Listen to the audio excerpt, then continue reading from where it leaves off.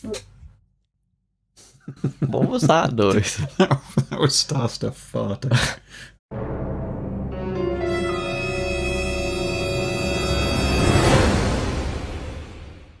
Hello Internet, I'm Firebolt. And I'm the Orbiter. And welcome to Breaking Bollocks episode 24. Yeah. Indeed. Yeah, no. 2 dozen. I think I've said that like 5 times by now, but you know, whatever. Caffeine is back. Brexit. No, for fuck's sake, that's not... It's gotten interesting recently. It has, yeah. These don't go out... We should This actually goes out in a week, because we are recording this on the 5th of December because he had work. I think we should start recording these closer to when they go out. Yeah, but that means that we panic, because if we don't have the time to do it, then we're fucked. Yeah, but it'll be more relevant. I mean, for instance, we now know that 2 days before this goes out, the Parliament will be voting on the withdrawal bill, which I have to say, I have no idea how politics just has my head in. It's like this thing with the full legal text thing. These 3 votes that they lost yesterday, the Conservatives. Yeah. If you haven't been following it, basically the Prime Minister Theresa May had some legal advice from her Attorney General, is it? Yeah. On the deal that she's wanting to get through, and they were told by Parliament, basically it was voted on and decided weeks and weeks ago that the full text of it would be released, of his legal advice. So they only came out with a summary of it. I think it was last week, was it? Don't know. Anyway, there was a summary released. And then there was these 3 votes on Monday because basically they were seen to be in contempt of Parliament because they weren't releasing the full details. That was confirmed. They were held in contempt of Parliament. They were forced to release the full details. So anyway, the summary was 43 pages long that they had released, and the full text has been released today, Tuesday the 5th, and it's a 6-page long letter, which is entirely different in tone to the summary that was presented, and doesn't contain all the information that the summary presented. So basically they bullshitted. Well, the summary played down... basically the letter says that there's a risk that we could be stuck in an infinite stalemate with the EU on the Irish backstop thing, and that we won't have control over how the negotiations go with that. The EU could basically just hold us to ransom with that for indefinitely, they're saying. Right. Whereas the summary was more positive. Yeah, and it brought in other things about the financial situation and stuff which weren't even mentioned in the original letter. I can find the bit on the...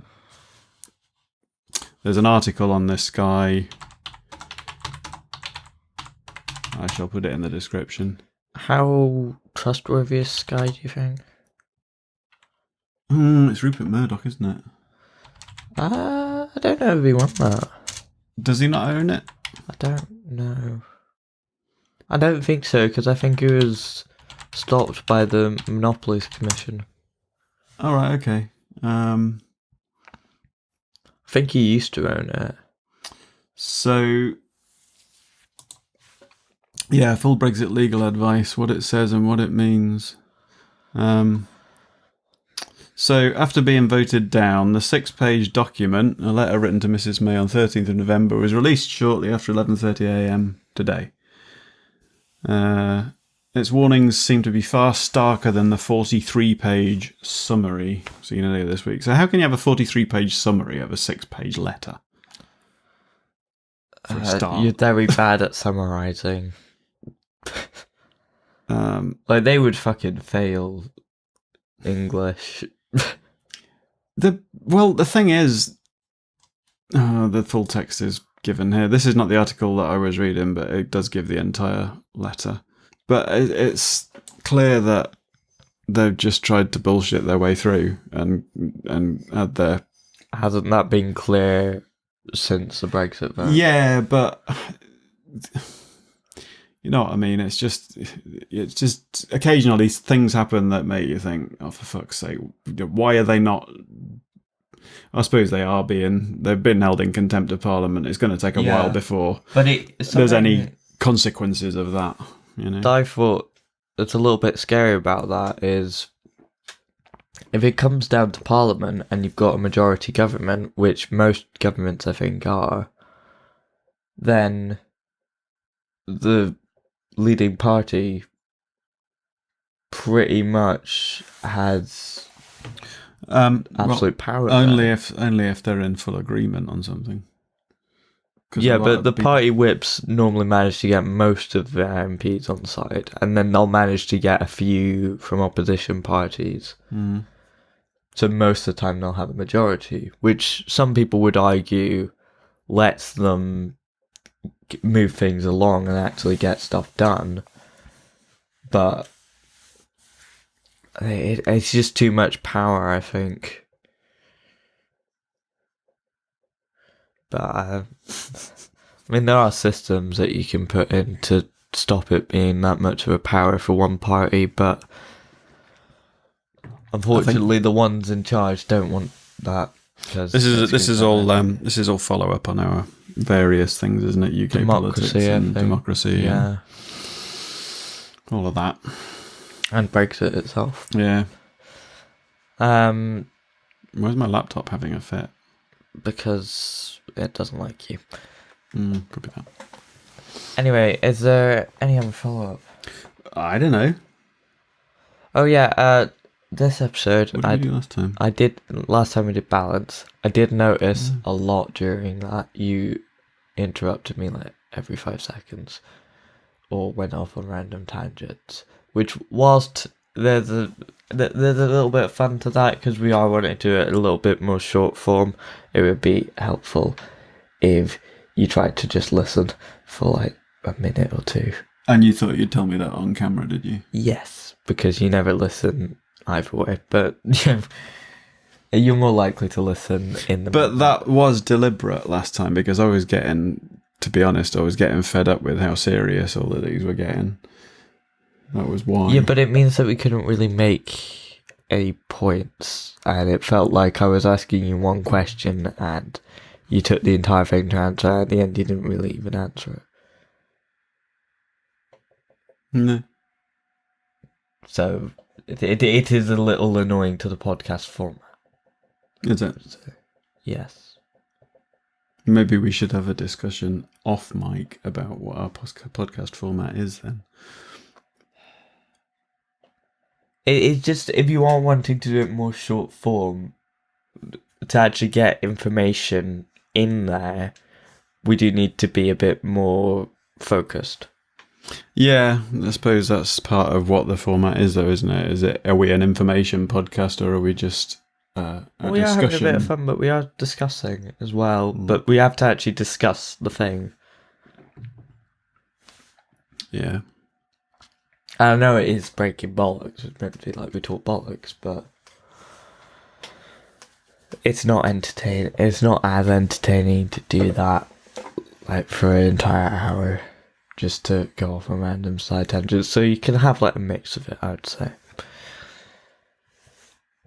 Like have the odd, like put a funny bent on it, but make serious points. Okay. Okay. Anyway, so I think that's everything. I've got a cold today. Sorry if my voice is more horrible than usual. We are talking about disability today. Yay. What did you just do? Why? Fuck it. Anyway, oh yeah, the listener wouldn't be able to see that. I did the sort of jerky retarded clap, but that's probably not. Yeah, I'd thought about opening the episode with something taking the piss like that, like we used to when we were in junior school, but I decided against it because I thought it would be too offensive and disrespectful. Okay, I'm sorry for anyone that genuinely has to clap with their hands the wrong way around. Is that better? Kind of. But it does remind me actually of the Blue Peter thing with Joey Deacon. Did you know about that? No. It's often I was reminded of it on one of these nostalgia programs of, I'm not sure if it was the 70s, I think it was the 80s actually. Yeah, it was the 80s. When I was at junior school, when I was a young lad, everybody used to go, Joey, like in the style of that kind of taking the piss out of disabled people kind of thing that you did. And the reason for it was, I mean, it did kind of start off a trend which was good of making disability more in the public eye, because people with major disabilities were kept separate by society quite a lot. It's all about integration nowadays, but it wasn't always like that. And Blue Peter kind of led the way, if you like, by having a feature on this guy called Joey Deacon, who I think, I'm not sure if he was a thalidomide victim or not. No, I don't think he was. Actually, we should maybe look up what problem he had. But anyway, it didn't backfire in the long run, because it did bring a lot of awareness to the younger generation, but everyone in the playground the next day was doing Joey Deacon impressions. But that's kind of typical of what most people do, or what tends to happen when people are faced with something unfamiliar or unknown. You know, you get a similar kind of response, sometimes more nasty, in the racism sort of area, when people aren't used to being around people of different races. But people who are exposed to that all the time don't really see it as anything. Well, I think that was interesting. He was a spastic. There you go. To do with demographics, quite often the people that will vote for more anti-immigrant parties are living in rural areas where there's less of an impact from immigration, just because they're not used to that idea. Yeah, it's just kind of true, actually. I'm just reading this little forum thing post talking about it. Was it really cruel and all this, like just a discussion thing? But somebody's made the point that in a strange way, he became a kind of pop culture figure. Although they were taking the piss, they were keeping the issue in the limelight by doing that. And, you know, there were other kids who didn't take the piss like that would have, at the time, criticised people who were taking the piss. Yeah. So it got it out into the public forum, which was a good thing. But it's strange to think that it wasn't that long ago that it was that things were so different, you know? Because you wouldn't. I was going to say you wouldn't think about doing that nowadays, but you just kind of did a little bit. Yeah, but like, sorry if anyone. Just gonna try and make me feel bad extra long, aren't you? Yeah, because I'm just getting my revenge on you for your comments about my balance performance. Okay, I'm sorry, but like, it was just a sort of interesting way to start. It was an immature act. Oh, I'm sorry. We're never immature, are we? Well, I didn't think we were that supposed may have been to be a Freudian anymore. slip. I was, but I didn't think we were supposed to be anymore. Not now. I've got a headache.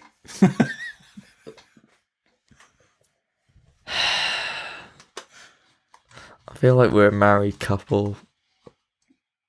No, because you can get divorced. Petty. our arguments are.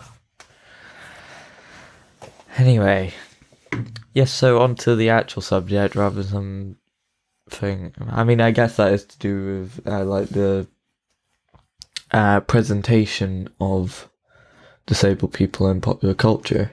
Although the Paralympics has done a lot of good, hasn't it? I should clarify before we get into this. I am mildly disabled. I have high functioning autism. Whilst it doesn't cause too many problems nowadays, it still affects me socially, and it very much affected early childhood. So much so that Star Stuff had to take time off work, which is why we got like disability benefits because of that. Yeah, you did. Well, you got them on behalf of me. What was I going to say? Oh, hypermobility as well. Yeah. Why my hands all spindly and look like spiders, and also I can't write like anything legible. But to be honest, I'm probably better than a doctor's handwriting.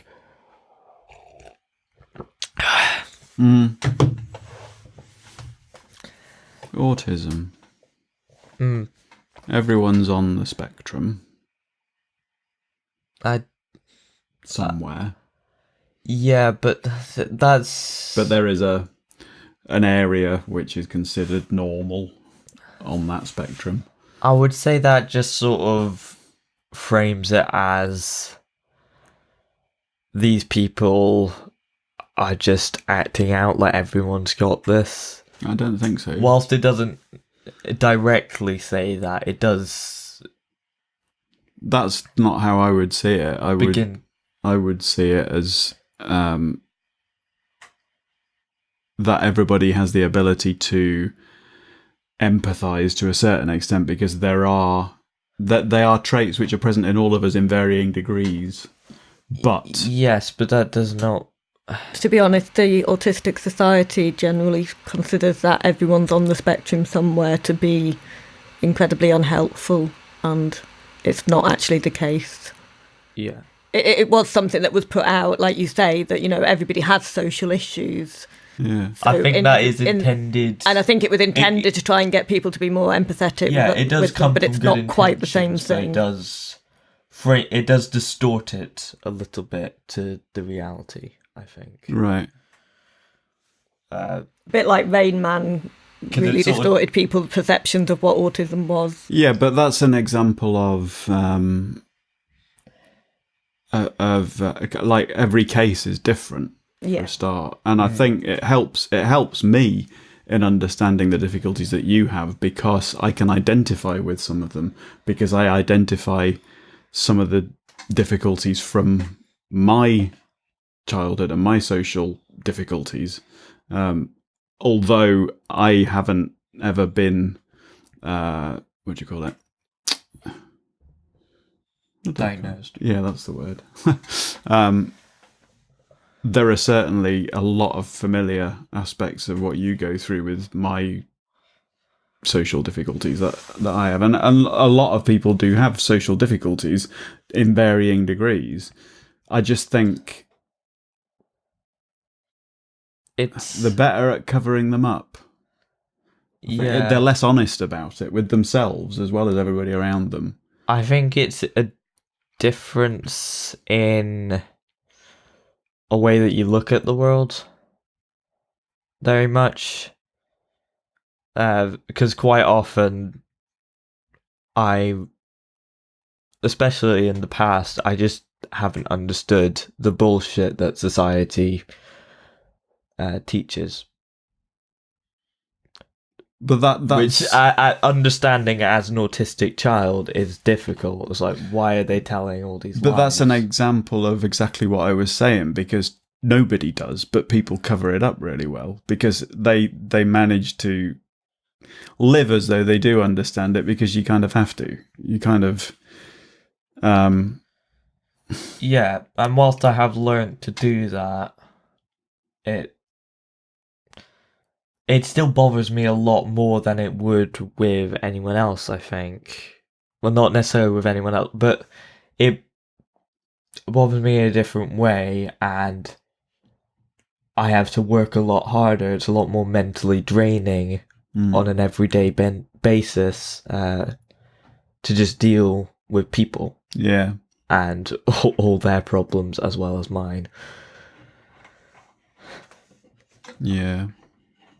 Which means that it just gets tiring sometimes. Yeah. And while you do that, to get that to an extent with people being introverts, finding it difficult to be in social situations, I don't think it's quite as draining for them. And there are other things attached to it. Some autistic people do have learning difficulties, and some would have a lot more difficulty controlling their anger, like I did for a lot of my childhood, and still to an extent do now. Yeah, that's a weird one now, because it's not like you'd been exposed to... I mean, if I had trouble with anger issues, I'd kind of understand it because I was exposed to a lot of it when I was younger. But you hadn't been, really. You get exposed to it every day. People are just angry at things. Yeah, but not to the extent that they're kind of exploding and being physically dangerous to the people around them. People do get angry, but the kind of exposure I'm talking about is you don't have physical abuse to be abused to be angry, that angry. No, that's what I'm saying. But that makes no sense. Right, okay, so... Well, I'm just trying to figure out why it doesn't make any sense that I find it difficult to understand the concept of that's the difference. You don't have to be taught that by someone showing you that in the same way. So anger's sometimes a learned behaviour, but not always. Anger is just a natural human emotion. How you deal with it is... That's one of the interesting things, though. A strategy, and I think I use that as a strategy to prevent myself from being... But that's exactly... That's something that we've often commented on, or in some ways you're actually better at understanding people around you because you analyse and you're logical about it, and you seem to, when you think things through, you seem to actually suss things out that most people don't, because they don't think about it and they don't analyse it and they don't... But sometimes the simplest course of action does seem to be violent. Yeah, I think that particular analysis would worry me, though, because that sounds like it's a considered opinion, whereas violence... Well, it's just in some situations it becomes a response of fight or flight. Yeah, it's uncontrolled. Yeah, like I'm not completely logical in everything I do. I'm still a human being. It's just I have an ability to psychoanalyze some parts of people in order to understand why they're like they are. Because I think I had to do that to understand why society is so bullshit sometimes. But see, I'd be interested... There's no way that you can actually do this, but I would be more interested in looking at the perceptual differences, because none of what you're saying is any different to my experience. It is, though. No. It's just a lot more extreme. But you only know that if you can experience both instances. What I'm talking about is the sensory inputs. that are inherent in autism that make it more difficult to cope with those issues. Yeah, I think it is also, like, I fucking hate loud noises. If there's balloons about, I'm constantly on edge. Yeah. And whenever there's, like, gunshots in a... Well, we go to see a lot of shows because he's a bit of a theatre nut and so's my sister. And I like them as well. There's quite often gunshots in that, and I always have to cover my ears. And during firework displays, I have to cover my ears. When we went to Halloween Horror Nights, a big thing was the flashing lights and noises. And that logical response to anything breaks down when you're overloaded with either emotions or different senses. It's just that I think that's what I mean. It's a lot easier to become overloaded with that. Well, yeah, when you've got that's what I mean when I say about the sensory input. When you've got, wouldn't say it's like having the gain turned up full on a microphone all the time. Yeah. And I can see why that would make all those other things that you're talking about more difficult or just impossible at any given time. But those things, when they're in place, are the same for everyone. It's just that at times it's impossible to keep those things in place. I guess it's just that I don't think you necessarily quite grasping the difficulties there and why that's to such a degree different to what other people, how other people react and what other people seem to experience from their and you reactions. Never can. Yeah, but unless you can see through someone else's eyes, you and can listen. Life. Yeah. And me being an autistic person, even though I'm mildly autistic, should give an insight, even if it's not perfect and you can't perfectly understand it, is that to an extent you do have to take my word, I think. Yeah, as do you mine. Yeah, but because we are talking about autism, it does make more sense that my perspective is more insightful in terms of that, I guess. As a diagnosed condition, yeah. Yeah, but I would say that you are, definitely on the autistic spectrum. You have a lot of autistic. Well, that's what I'm trying to say. That a lot of what you used to talk I about. don't, and I know lots of people who don't and wouldn't go anywhere near to being considered to have those kind of tendencies. And to me, that is just the way I've always been. So it's normal. Yeah. It doesn't strike me as a disability. It's just what I've had to get used to. And when I was a kid, it was, if it's never really caused you enough problems to get a diagnosis. That you didn't get diagnoses when I was your age. Well, some people did, but they had to be severe. But it was extremely severe. It was people like Rain Man. But that's the difference. Whereas now they can recognise. Back when I was at school, people who behaved the way that you did when you were at school got expelled and ended up in the criminal world or in prison or dying because they just got shat on by society. Yeah, it wasn't understood. It was in the same way that my dad was eventually found to be manic depressive. When he was together with my mum and the physical abuse was going on, he was just violent. He didn't have a mental condition to society back then. He was just a wife beater. Well, I think also domestic abuse was viewed quite differently back then as well. Yeah, well, everything was, wasn't it? I mean,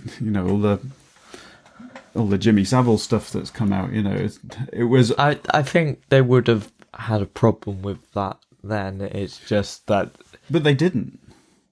They didn't see what was in front of them. If you look at an episode of Top of the Pops and you see, it was the culture back then. If you look at an episode of Top of the Pops and you see. It's just that they were DJs with teenagers draped all over them. That was just seen as the norm. That was... they didn't know how Wasn't deep it it went. with smaller kids with Jimmy Savile though? I don't know. I didn't really look into it that closely, but Well, I would guess, given the sort of nature of what I think his show was, it was intended for a younger audience. So he would have like younger guests on, and that would be his. yeah, I'm not sure it was ever way into that. I'm not sure it was ever about the kids that were on the show though, because he used to do a lot of work with Stoke Mandeville, which was a children's hospital. He used to get involved with hospitals quite a bit, and I think that was where a lot of it took place. Right. But anyway, yeah, in essence, the whole But they would have had the a world was a problem if very they different knew. culture, and some of the things that I did and went through, I wouldn't even want to say on camera because I'm that embarrassed of them. But looking back as an adult now, looking back, I can see that they were very abnormal, you know. But I think when you do say that you have to understand, like, everyone else does hide that a lot better. That it might not be as abnormal as you think. I don't know what you're specifically talking about, if it's something that I've known of before, but Just there are lots of different things, but on the same sort of thing, what was it like raising an autistic child?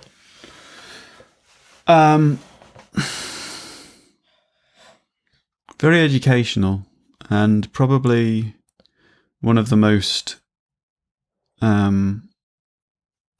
effective ways of learning how to deal with my own problems, because it's different when you're trying to help somebody else. Yeah, Because you have to think about what they're going through. a child. Yeah, and when the things they're going through strike you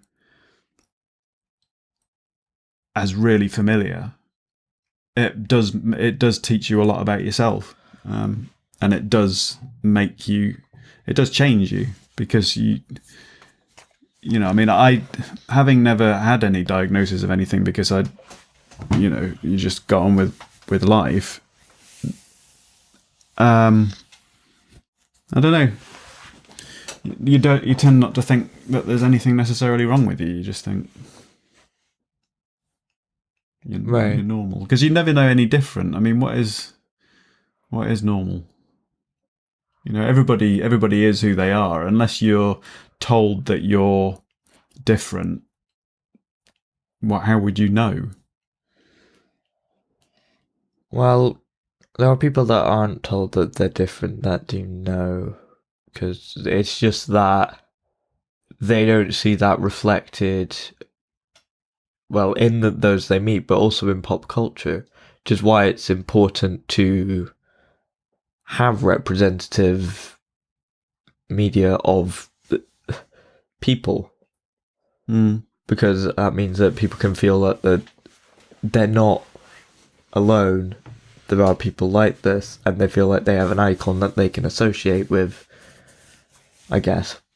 I think Rain Man would have some cultural significance in. It's just there's something that's far more effective with an idea. I mean, it comes back to that thing about, was it Joey? Joey Deacon, yeah, on Blue Peter, about it being a pop culture icon, but it does also sort of misrepresent the whole issue, but it does raise awareness at the same time. Yeah. Because there's still people that don't know any better, that just assume that all autistic people have some special ability. Everybody's got special ability, though. Yes, but like a superhuman ability, where like they can count matchsticks that fall on the floor, or hear any date and know what day it was. But this kind of links to something that really annoys me is when people go on about how much better things were in their day, and how the world was a better place, and that is bullshit. Because for most it's people, like, it wouldn't be. For somebody in your position as a high functioning autism, I was going to say sufferer, but it's not. That's not the right word. You live in a world where it's become okay over time. It's gradually come into society that being a geek or a nerd can be a fashionable thing and can be a good thing, and people are proud of that. When I was at school, that you just didn't. You weren't a nerd. If you were a nerd or a geek, you got bullied. Whilst that was it. It's kind of a way to categorize the special interests of autistic people, I think the degree of obsessiveness is, with a geek, it would be just difficult to handle. They're interested in this thing. They like this show. They have like some merch of it. It's a hard thing to handle, that. But with a special interest, like, they're obsessed with it. Like, everything has to be like that. And not necessarily too much with me, although I did have that a fair amount with dinosaurs. That could be a massive asset if it's properly directed and focused. Well, like, I would say that I'm obsessed with this channel. Yeah. Whilst it can sometimes be a little too obsessive, I can channel that to do what I want to do. Like, I'm wanting to go on to do paleontology, and that channels that obsessiveness with dinosaurs. You can be... there are some things that you kind of have to have that level of obsessiveness to do well in a certain field.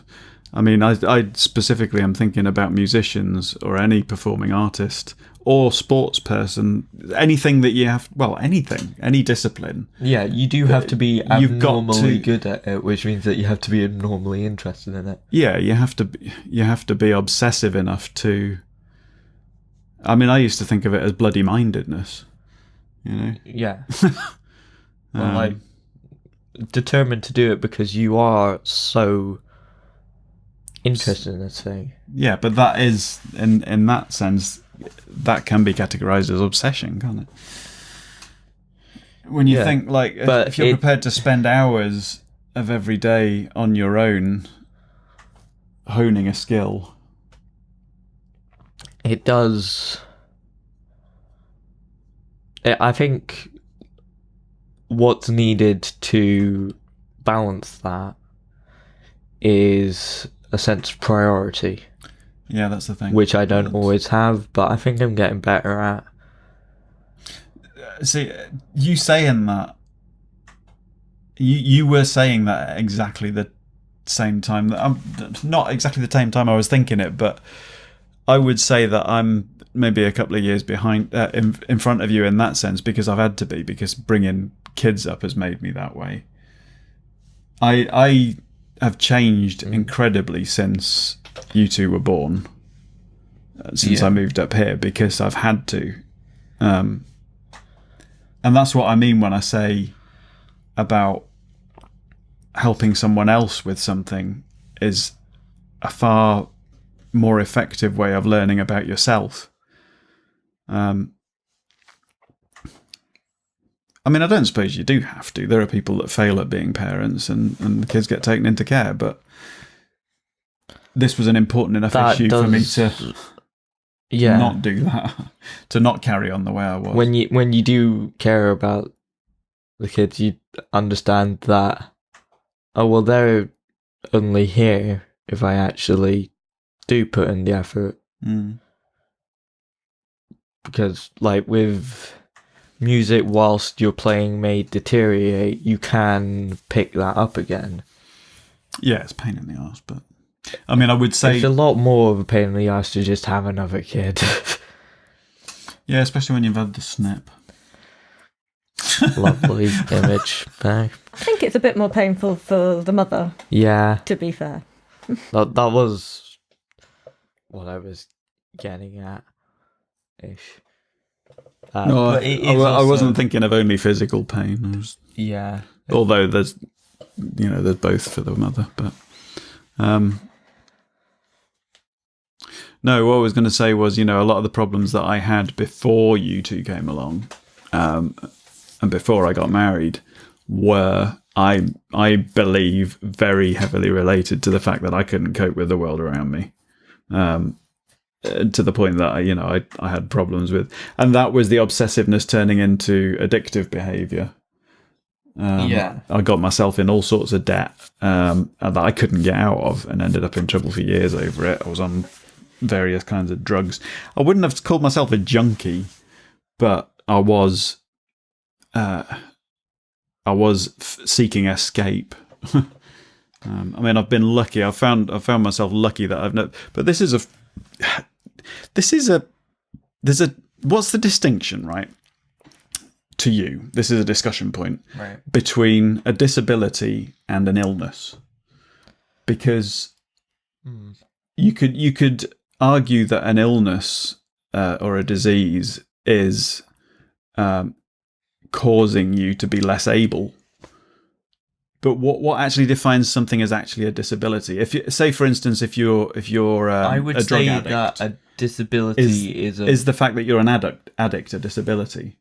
Okay, I'll get onto that. I would say that the disability is a broader category, like all illnesses. Well, not all illnesses, but like all severe illnesses are disabilities, but not all disabilities are illnesses. Yeah, and I suppose as well there's a distinction to be made between physical disability and mental disability. Yeah, and I think it does get into a little bit more there, because I would argue that while some people would say autism is a disorder and something that needs to be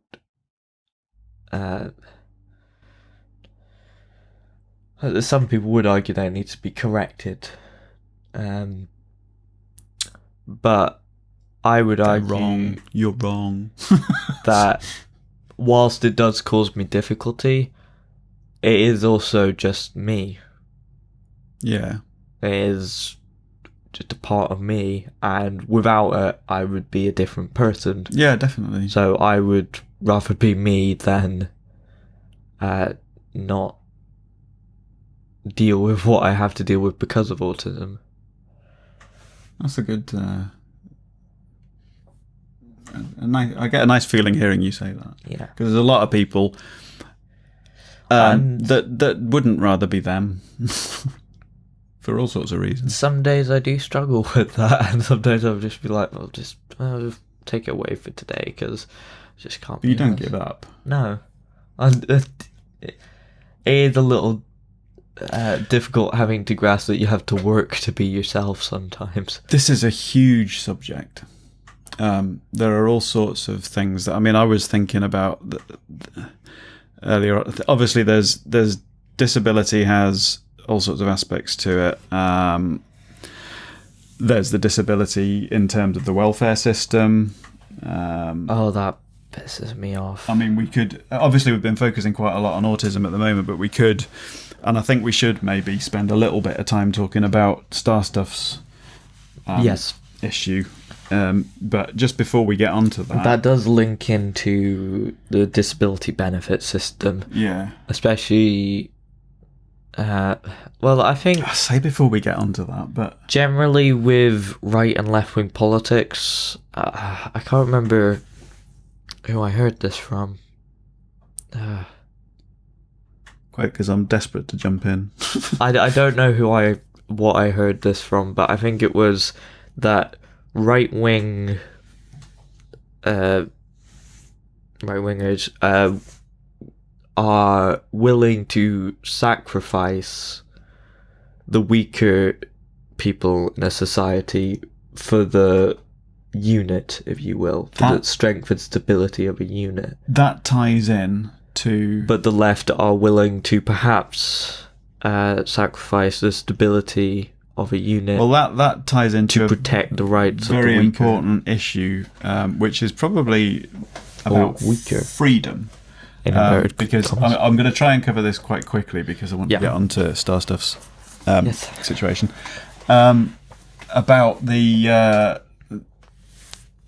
dilemma that some people are faced with if they find out that their unborn child is likely to be severely disabled. And I personally would like to quickly... I know that's a subject that you can spend a lot of time talking about. But I'm just going to say what I think is it's completely up to the parents. And it's nobody else's business. It is an uncomfortable area, though, I would say. It is, yeah. But... And then you get into the ethics of eugenics with regards to certain disabilities. Well, that's a kettle of worms, isn't it? Yeah.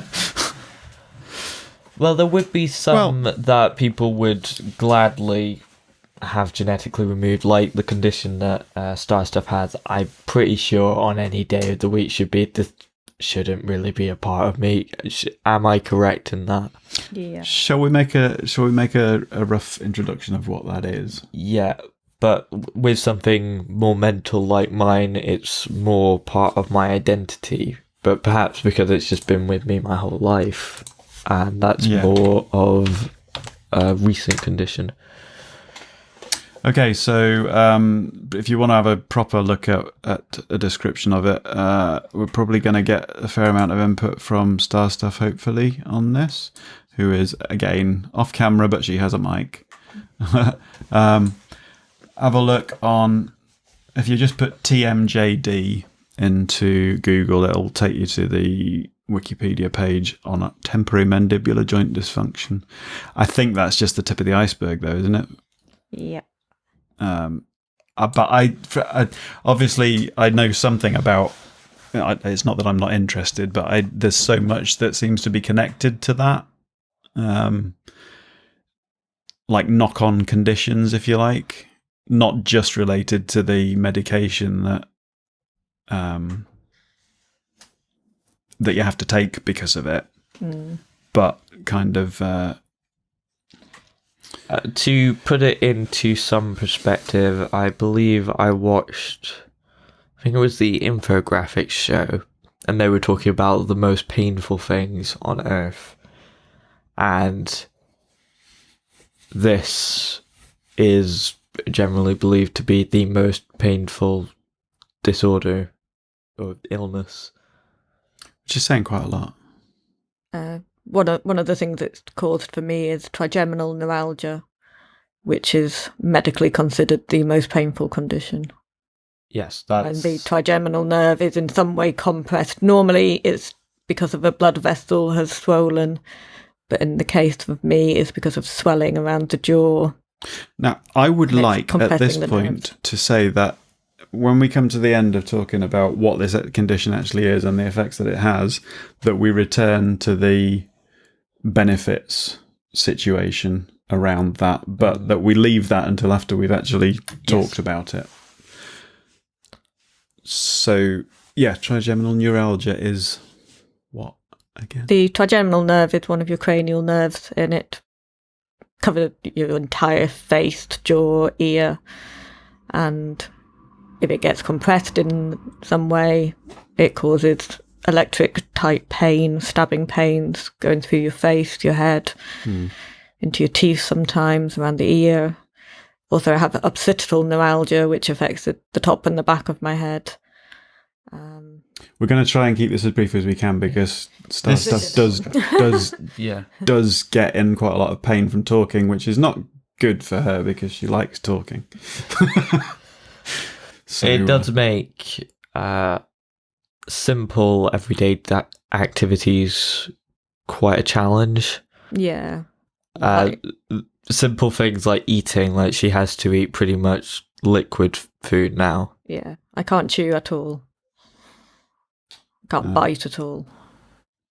we just bought into the house a wheelchair for certain outings, simply because when we were away on holiday, we found that it was a necessity to get through the holiday to hire a wheelchair every day when we were out with Star Stuff. And while it is a slightly different situation at a theme park because of just the sheer amount of people, walking as well, but it, they are normal things. Yeah, that you should be able to do. A lot more helpful considering that the nature of the condition, and I think other symptoms from it make Star Stuff quite dizzy a lot of the time. Pretty much all the time, as far as I... By definition, to me, it would seem logical that if you are prevented from doing things which most people consider to be normal activities by a condition that you've got, then you are lacking an ability that other people have because of that condition. So you are disabled by it. And now we do get a quite... what was funny at the time, but also just inherently bullshit thing, where, like at Disneyland, they'd always assume that Star Stuff was the disabled one and not me, because she doesn't actually have any official disabled status, as far as I know. No, that the government don't consider me to be disabled at the moment.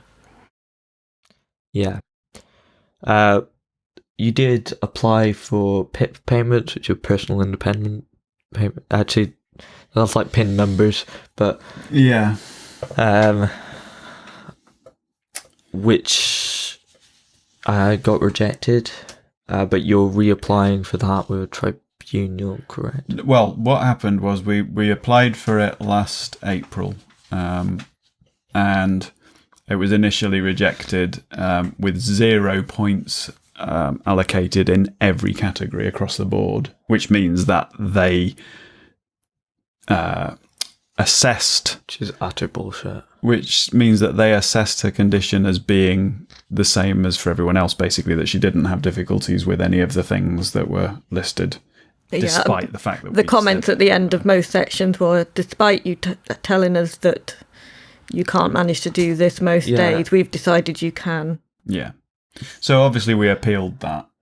From hearing from other disabled people in media and Star Stuff, the UK government seems to view disability as being something that you have to prove.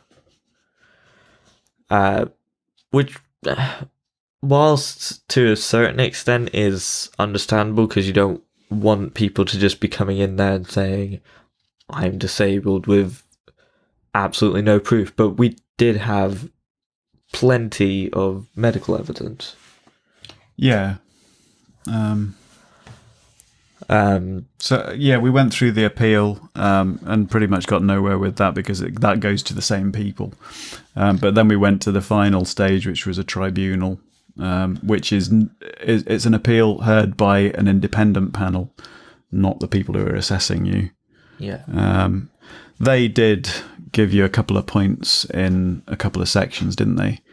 But not enough to reach the level of the score that you have to reach to qualify for any financial help. But I think I did hear it from... I think it might have been on the last leg, where they said that even though it's very obvious, if you don't know, the presenter, Adam Hills, has got a prosthetic leg, even though it's very obvious that he's disabled in that way, although with the help of the prosthetic leg, less so, although he does have to pay for that, so that's where some of the disability benefit would go. It's very obvious that he's disabled because of that prosthetic leg, but he would still have to prove it by actually taking it off in front of the assessors. Now this is bad enough. Ridiculous. This is for conditions which are less outwardly obvious. But I would say it's impossible to assess. This is bad enough for people who are clearly physically disabled. But how difficult must it be for somebody who is mentally disabled or mentally ill, severely mentally ill, to have to go through that. Especially whilst there may be limitations in understanding the conditions of the test. Well, I mean, in some ways there were with us, because we knew that we were going to an assessment.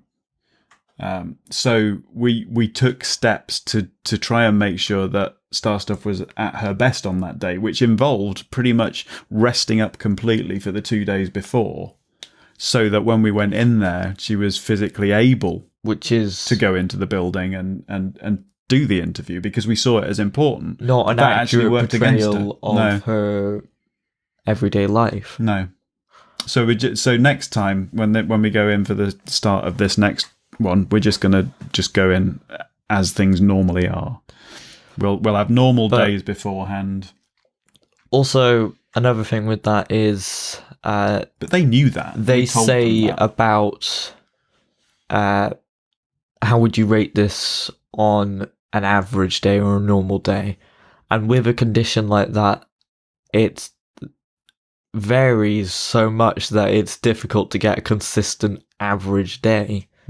There isn't one, is there? One of the other things I noticed is the presence of pain as being a major issue in stopping you doing something does not seem to be considered.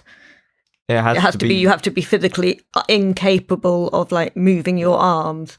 Not that if you move your arms, it's going to cause you incredible pain. But that's a damning indictment of society. Because that is in essence just the proof that everything is based on the fact that they don't trust anyone. Yeah. You know, that you can't actually tell somebody something that they can't prove and have them believe you. Yeah, it's just this... Like people would want to be... humiliating as well. It's degrading to ask, especially for somebody who's like wheelchair bound, they have to somehow prove that they can't walk. So what do they say? It's just like, I can't. Like, it will cause me so much pain to even try. That's degrading. So what are they saying? That you've got to make the effort and actually physically collapse in front of us for us to believe you? I don't know. And even then, how can they prove that you're not acting? But it wouldn't surprise me, given the... Yeah, it just seems to be this utter distrust. And I don't understand why anyone would think someone would go through all that to just pretend. Because they think people are just out to scrounge. To be honest, though, I think it's a very revealing way of seeing what the inside of their minds is like, because they are the people that are trying to accrue as much money as possible by whatever means necessary. You know, well, I they think are the people that are trying to cheat the system with money as well. It's just turned everyone into... It has this atmosphere of distrust. Talking about anger earlier on, I'm angry now. Yeah. But if you can turn that anger into something meaningful by actually taking action, then that anger is well channeled. And that's the idea where I can, and I have used my anger in the past to do some good. Right. Have you got an example? Well, a small example, and it's not necessarily like the greater good. No. But because of my hypermobility included with that also affects my legs. It's like twice as hard to run. Now I can't really run without it hurting for several hours. Like even like 10 meters, my legs are fucked. Which is quite difficult to keep reminding yourself, because sometimes I'll just sort of need to run for something. But when it's such a barrier in that way, I guess it's really annoying. But also it means that I can't really do PE, because everything in PE kind of involves a lot of physical activity, which after like 5 minutes of, I'm going to be pretty much wiped out. So I just saw it as sort of pointless, and the school eventually learned that I did. And I didn't really think that they would have something that could adapt to that, so I've had to just opt out of that. But in the past where I was able to run without it hurting so much, it was just that I was quite slow. I did use a sort of anger as a sort of adrenaline rush to push me to run faster. Right. Yeah. Because I was quite actually angry that I couldn't run faster at times. I was going to say, I don't know what this says about me, but this is another example of where I seem to be able to make self-improvement and learn things from other people a lot better than from myself. Because I have actually consciously thought to myself, if you've watched this podcast or listened to this podcast before, you probably know that I'm quite a regular attender of a gym. I go to the gym 5 days a week for about an hour a day. And it's kind of there's multiple reasons that I do it, but one of the things that really drives me on is the people around me suffering physically, because I'm determined not to get like that. And it's not right. I know that it's not through choice always, but there are a lot of people for whom it is basically choice. That something can be done about it, but they just don't do something about it. But that's I'm talking about people that might, but again, it's a grey area. I was going to say, I'm talking about people that might find themselves with, joint and muscle problems and weight problems that are linked to obesity, that could have been, and maybe even diabetes, type 2 diabetes, that sort of thing, all and heart conditions and cancers and stuff like that, that could be avoidable through a change of lifestyle. I say they're avoidable, but if the process the process of going to the gym and keeping yourself healthy is reliant on your mental health to start with. I mean, I know that my mental health improves when I'm going, but you've got to get to that point in the first place. And if you can't make that first step because of your mental health, how do you get out of that hole? And is that like a disability I in think a way? People with actual depression, I know you have had, I think, clinical depression in the past, and perhaps still do. Yeah, I'm on antidepressants at the moment. Is that It's fairly normal, difficulty I think. to go see a therapist or get help or just talk to anyone about it and open up about that? No, interesting. But even just do you think opening admitting to taking antidepressants, that's a show that you have at least made that first step. Yeah, and I'm going to make another step and say as well, I know we shouldn't really sort of talk about medical things, but I don't, to a point, I think it's fine. I'm quite interested to know what, I've been put on the waiting list for CBT. Cognitive behavioural therapy. Yeah, which I don't know a huge amount about. But look it up right now. And it could be quite a wait. That's a slight problem with the NHS. Well, I think it's because, I think this is probably the third or fourth time in my adult life that I've been on antidepressants, and once it gets to that point, they begin to look at whether or not there's a general tendency to something that might be caused by something. This is the first time. I mean, I've had counselling before, but I've never had cognitive behavioural therapy. Okay, do you want to just read the NHS how CBT works? CBT is based on the concept that your thoughts, feelings, physical sensations, and actions are interconnected, and that negative thoughts and feelings can trap you in a vicious cycle. It aims to help you deal with overwhelming problems in a more positive way by breaking them down into smaller parts, showing how to change these negative patterns to improve the way you feel.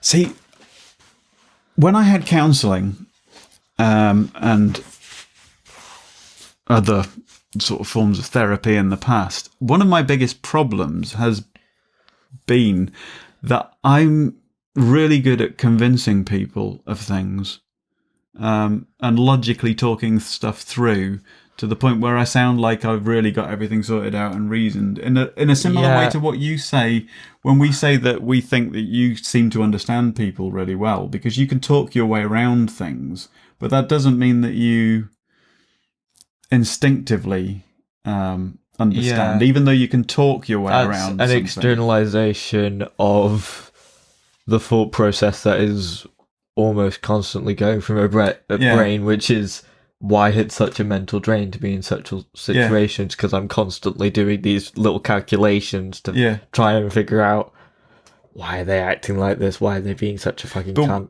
See, when you're in some kind of therapy session and you're talking through things like that, you're not in that situation. You're doing the analysis bit in a calmer environment, and you can seem to be completely able to cope with something. Whereas really you've just explained your way out of something that... I would say that I have been in states nearing depression in the recent past. And I would say definitely. Yeah. One of the things, I did go see a doctor, and again, you're not really supposed to be too open about medical stuff, but I won't go into the massive details. Is one of the things that the doctor I was seeing said was that, like you say, because I was so analytical, it seemed like I had a grasp of the problems I had and the problems that other people had as well. It's just I still feel shit after that sometimes. The only thing I can take from it really is that having the ability to do that analysis and do the talking your way through something, even though it doesn't feel like it's having much of an effect, is just to keep talking. Because that I have noticed recently over the last few months that when I'm having difficulty and feeling stressed, even just half an hour just sat chatting with Mum or with you, it just makes a world of good, just even if it's just temporarily. And I think that's just that sometimes you just need a breather and a time out to kind of remind yourself that you can feel okay. You know? There's some really quite deep disability can go way further than the typical definitions. Like, it can be medical conditions that don't have official status, like star stuffs. It can be, I mean, with that, it's often easy to see for other people because, well, now with the wheelchair, but also a lot of the time she has to wear a head bandage just to cope with everyday life. It's a constantly shifting thing as well. I mean, I was just thinking, remember, they used to actually have medical treatment to cure homosexuality. Yeah, but people are idiots sometimes. But there are clearly some things which are a disability to you. Yeah. And the government need to sort their fucking lives out. But a problem that we might face as a family, and this isn't the easiest thing to sort of think about, is when I turn 16, I likely won't be getting disability benefits anymore, and they won't be getting it on behalf of me anymore, because you get reassessed when you're 16 if you've had it diagnosed as a child. And I don't think now they would assess me as being disabled. I don't know if I was still like I was when I was like 7, they would assess me as being disabled. I haven't really I mean, we've known that's coming up, but we haven't really sort of spoken about it. Are you planning on applying? It would be a worthwhile idea, I think. Yeah. But hopefully around about the same time, they would see reason in Star Stuff's case. So it could almost be a sort of swap over. Well, it depends. I mean, If this particular application does get accepted, then that gets backdated to when you actually first sort of contact them. So, because the effects of that disability, which is that Star Stuff has to work from home, and while she has started her own business through that, it still is less money than you would get from most full-time jobs. See, a very unfair part of the process to me, this is specifically talking about the disability, the PIP assessment process, is that I've realised, obviously, if you've got a condition that's deteriorating, at some point you will cross a threshold where they will deem you, worthy of receiving personal independence payment. But when we applied, obviously, last April, they didn't think that threshold had been crossed. But it took until September, October time to reach the end of the appeals process and the tribunal part. I think... And now we're reapplying because things have got worse. Just the degree of mistrust in people is that... Are you better off going through the whole appeals process? It's a bureaucratic nightmare. They want it to be that way, so it puts off people. Are you better off going through the whole process up to tribunal with a risk that you're not going to get a positive result at the end of it and then have to start again, having lost 6 months of potential benefits? Or do you just reapply as soon as you've had the first refusal on the understanding that... I don't know. But there is also a thing now where it's like, oh, it's nice that you've managed to cross this threshold, but it's also horrible that you've managed to cross this threshold because that's mean that the condition has gotten bad enough for that to happen. And because their threshold is so high, that's pretty bad. But there's a huge gap between when the state officially recognises that and you recognise that. Yeah, but the money... still won't come in if I said that the wrong way round. What I mean is there's a huge gap between when you realise that's the case and when the state recognises it. Yeah. Well, we realised that was the case in January, before that even.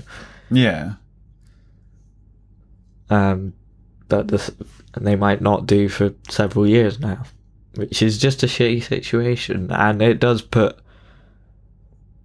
people of that nation, vulnerable people in that nation, at a disadvantage because the government's not willing to understand that they are disadvantaged. They don't understand any of their responsibilities. You know, we've just been condemned by the United Nations for the levels of child poverty.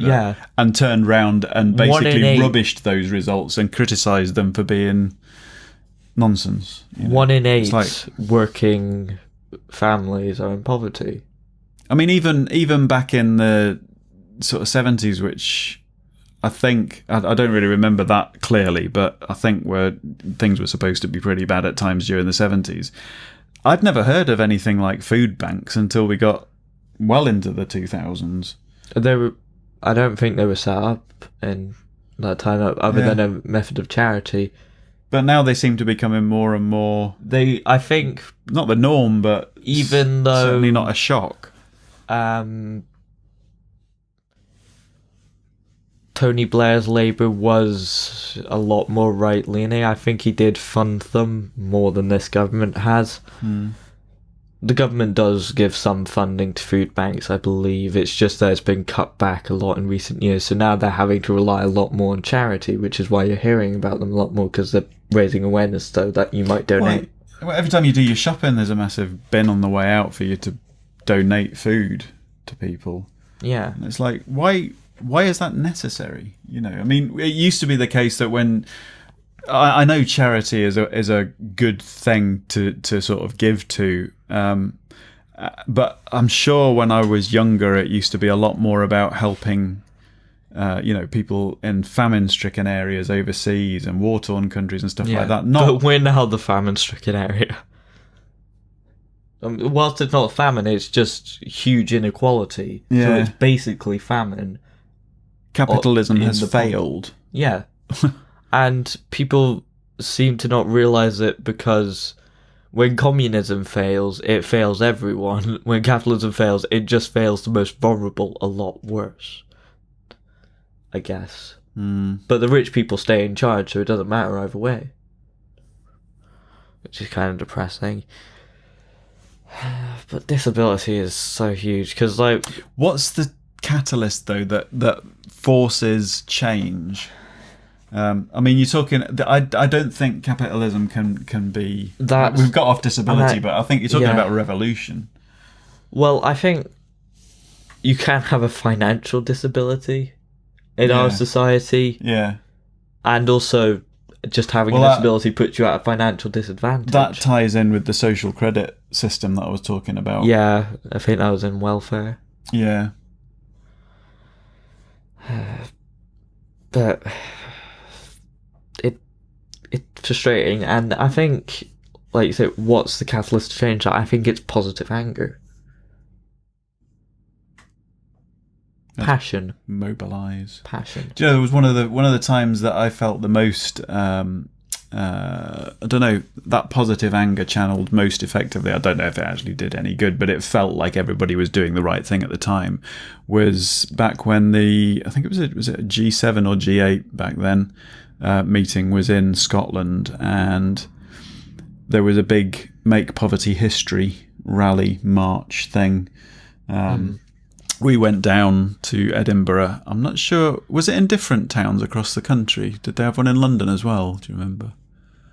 What? The Make Poverty History thing. Was that a nationwide thing? I know we went to Edinburgh. Yeah. And there were millions. But it was basically, it was people from all walks of life all getting together and basically marching and saying, look. But they were talking about in other countries at that time. Yeah. If I did it now, it would be austerity as much about here. Has fucked the most vulnerable in our society, and the government, I think, has on several occasions come out now saying, well, I think Theresa May at her conference said austerity's over, but that means nothing. Well, because it's not. But this is the starting point for where this supposed Brexit process is going to kick off from, and it's going to get worse, you know. Yeah, Brexit. If we go through it, people are going to suffer more. Today, I went on a chemistry trip to a galvanizers, and one of the things that the person there mentioned was that the dollar price of the steel that they get went up from 1,500 to about 3,000 overnight. Yeah. It doubled overnight because of just the sheer fucking bullshit of Brexit. Well, it's all kind of interconnected because Trump's got his whole steel tariff bollocks going on as well, isn't it? Yeah, but that was before that. That was before Trump was even in power. Mm-hmm. Remember, the Brexit vote was 2016. Yeah. Anyway, we should be winding up. We've kind of wandered off disability and ended up slagging off the government, which we always seem to do. Maybe we should start thinking about whether this podcast should just basically be an anti-establishment podcast. Yeah, we should just burn a flag in everyone. Actually, no, that would set off a... But nobody cares about that in this country. What, anti-establishment or flags? No, burning flags. It's like... I care about flags. My voice just broke. My point just made nothing. Did you say you care about fags? Flags. Flags, all right. I also care about fags. In terms of gay people. All right. Not cigarettes, they can go fuck themselves. Yeah, something the gay people probably have a bit more difficulty with. Anyway, how do we wind this up? Well, they can go fuck other fags. Yeah. Hey, we should have a celebratory party, although... Celebratory party? I was going to say we should have a celebratory party when the Tories get kicked out, but having said that, there's no guarantee that whoever replaces them is going to do a particularly good job. Like you say, when Tony Blair was in, at least he wasn't quite as far right, but he still wasn't ideal. Well, it's like the situation at the start, like in 2010, like it's gotten a lot worse since 2015. And I think the Lib Dems held back the Conservatives a lot. Yeah. In a good way. which a lot of people don't seem to really get, which pisses me off. But no, they were seen as betraying. Yeah, they kind of put the brakes on, but they had to shoot themselves. But people haven't seemed to caught on that after 8 years of Tories, there's still problems, and they're a lot worse in the last 3 years. So maybe it was the Tories that were the problem, but whatever. Who cares about logic and facts? This is going to slowly. This is slowly. I was going to say it always has been, really, hasn't it? This is a politics podcast, isn't it? But based around different subjects. Should we finish the podcast before we start a revolution? Okay, we'll save that for next time. Maybe that should be a subject for a podcast sometime. It's the next podcast. Actually, quickly. We normally do this on a 2-weekly basis. Next time that there would be a podcast, we will mention this in about a week's time on the game night. But there will be no podcast because on the 27th, when the next podcast would be going out, it's our anniversary. Which we're recording for tomorrow, so we have no idea how that'll go. But we might put the audio from that out. I don't think it'd really work for a podcast. Didn't you? We did. It's not a special then. Mind you, we didn't put all the specials out. It's not a road trip. No. Okay. Right. Okay. But that means that the next podcast will actually be in the new year. So 2019. I guess this is the last podcast of 2018. Thanks for sticking. It's been a really shit year. Yeah. Actually, this particular podcast has been an interesting one. It started off quite tense, I thought. Yeah, I was a bit pissed off at you, but I think I understand now that you probably are autistic. It's just that nobody really understood that in the past. I'm not sure to the same extent. Not to the same extent, maybe just on borderline autistic, let's say. But to be honest, it's been a great relief finding out about your autistic traits. Because I don't know if you remember, but there was one of the I can't remember, what was that department we used to go to? The Child and Family Mental Health thing we used to go to when you were going through the assessment process. I had no clue what was going on. I think.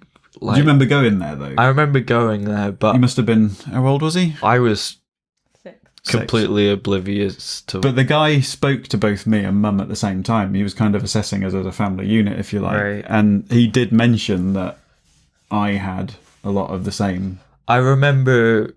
I think they gave me some puzzles to do to sort of see how I guess, looked at those. I think I asked if I could test him after lunch. Cool. And did you? No. I think at times he was a little bit fed up with me, but... Yeah, here's your diagnosis. Fuck off. Leave me alone. I want a cup of coffee.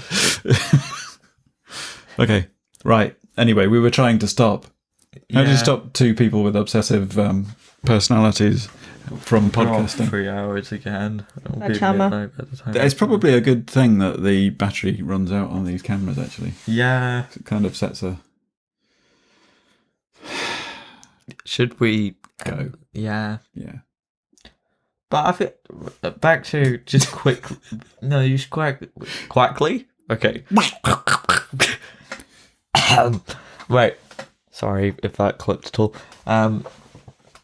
Going back to the tense situation at the start of the podcast, I'm gonna do air piano for our dear listeners. Yeah, it's all disintegrating. Yeah, quick. There was a tense thing where I asked you to not interrupt me every 5 seconds, and I think I find it really difficult. Yeah, you did. I was going to mention. Sorry, I just did it. I think we stayed quite on point, and whilst we weren't necessarily funny throughout the main body of it, I think. But this is fluctuates a little, and we can. I wanted to mention. I wondered whether or not this was some kind of symptom of something, because your sister's actually mentioned this before, where having a conversation with me is really hard work because I tend to stop mid-sentence and then carry on another sentence. It's almost like I've got 2 or 3 different conversations going on in my head at the same time. Yeah. And if there's a gap, I feel like I have to say something before I lose. I find that when I'm my mind's just all over the place. writing by hand, because of the hypermobility, I have to write relatively slowly. Even making it illegible, I still have difficulty keeping up with other people, which means that I've got so many ideas that I want to get down on the page, but I'm just like... Meh. And I actually seriously think that having done the music all my life has been a real help, because as I've said, that's the time when I feel that I can focus when I'm playing, practicing. That's when I can be, and that's why the rest of the time I let myself be flighty and all over the place, because it's like, well, you know, this is my kind of release from that. And I think that somewhat reflects in listening, because I have tried to listen to it whilst working, and it's really distracting. I can't do that. Like, my brain just gets... I know a lot of people say that they can, and it's good and it helps working. But I think with this one, because the flow's a lot more consistent, and it's one person talking, and then the next person talks, maybe with the odd and yeah, sort of... I'm easily distracted. And I'd seen that quite a lot with Hello Internet, but I think that's just getting better at podcasting. And since this is, whilst I say only episode 24, we're still spring chickens. Did I just say that? I noticed that in Hello Internet. Yeah. I can't even remember what I said 3 seconds ago. See, I'm a terrible podcaster. How do you remember you said it 3 seconds ago then?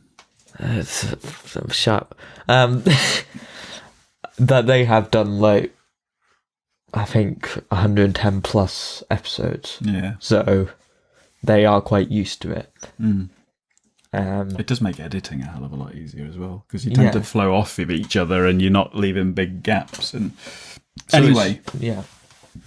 Okay. Let's fuck off. Shall we? How do we do that? We do our outro, because we have an outro. Do you remember an outro? Because it's been so long since we've done one that we don't have one anymore, because this podcast has gone on for 9 hours. What? Go on then. I don't know. Do you start? Yeah, I typically do. I've been Firebolt. I've been the Orbiter. And this has been quite good fun. A better podcast, I would say. Yeah, we stayed on topic. Something that we were passionate about, though, I think. We had a lot of... We were positively angry. We're doing our own review. I should put this after the... You should review us on iTunes. Wink. Yeah, please do. Wait, I can't. Oh, and we've been told we're supposed to... We've been told we should promote our merch more as well. Yeah, we have merch. I'm not begging. I'm not in this for the Where's money. Your merch? I gave you some merch. I'll wear it next time. I'm sorry. He bought me a T-shirt for... Because we really are obsessed. Birthday. You were grateful, though. It wasn't just like, I just bought you your own merch and you're depressed. No. I was worried. I want an Orbiter T-shirt, though. We're starting again. I was worried that you might find out beforehand through actually seeing that there was like, somebody's bought something. And I would just have to sort of keep it down. It's just like, oh, that's interesting. I wonder who that was. The camera's going to run out anytime soon. So. Okay, right. We have done our outro. So I have been Fat, and this has been a podcast. Bye. Bye.